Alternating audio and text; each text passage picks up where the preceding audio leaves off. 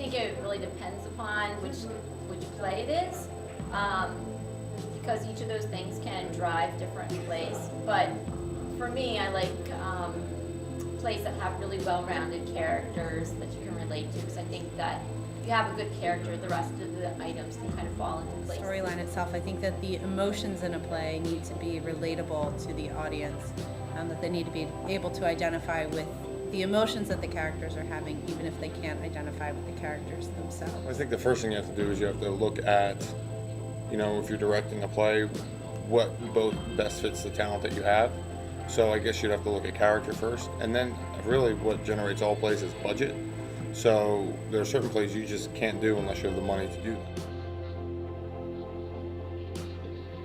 Good dialogue kind of drives the plot forward, gives the audience an idea of where you want to go, and is entertaining along the way. Well, I think looking at dialogue comes down to anything else. That's not necessarily realistic, but at least topical to the situation. Things shouldn't feel disjointed. Weak dialogue uses banal expressions, or is just kind of flat. Musicals, because I just feel like so many situations are contrived. Whereas if you see a good drama, generally speaking, the words will generate the action. Whereas sometimes in a musical, you'll just get absolutely ridiculous dialogue that's completely contrived and completely not fitting the situation.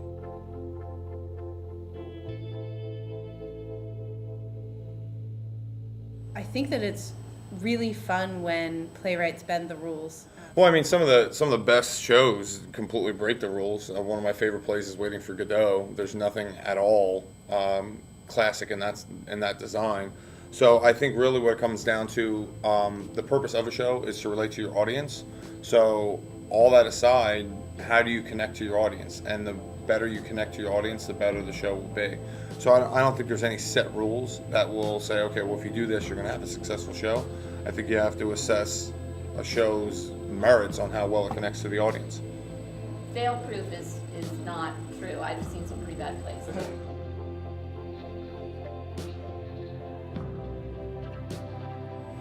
I think that if you are a good actor, that you can portray a character's emotions entirely through their actions without having to say a word. That being said, I think that what a character says does have a big impact on how the audience reads their emotions. I think some of the most striking moments in theater are when a character is saying one thing and very clearly portraying something different. I actually think through their actions, a good actor and actress is in character all the time. Well, I guess one reflects the other. I never really like useless movement when I'm directing a show. If you're going to cross the stage, if you're going to move on stage, if you're going to do anything, there has to be a purpose to it. You just want to be aware that when you're on stage, that you are not you, that you are supposedly this other entity. If it's a good Hamlet, I enjoy Hamlet. I like Midsummer Night's Dream, and I love Neil Simon. I think he's really funny.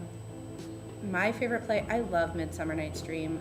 When I got to stage that with the Underground Players 2 years ago, it was so much fun. Personally, my favorite Arthur is Arthur Miller. Like, I enjoy the modern American play. Well, my favorite play, though, strangely enough, isn't by Arthur Miller, although I do love Death of a Salesman. Waiting for Godot is probably my favorite play.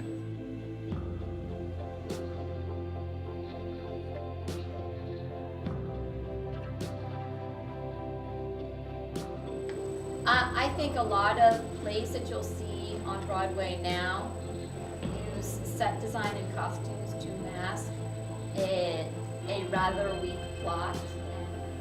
I think that in some cases there are times when sets can overwhelm a production.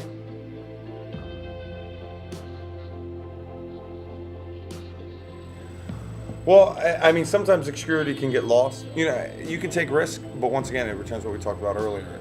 You have to connect to your audience, and sometimes, when you're obscure, you skew your audience. I think that the premise of a story doesn't necessarily have to be clear to the audience for from the very beginning. I think it's okay sometimes to be ambiguous, but I think that the playwright himself or herself needs to have a thought, needs to have a premise. And even if the audience doesn't arrive at the same understanding, that at least the playwright has some original idea that he or she wants to get across.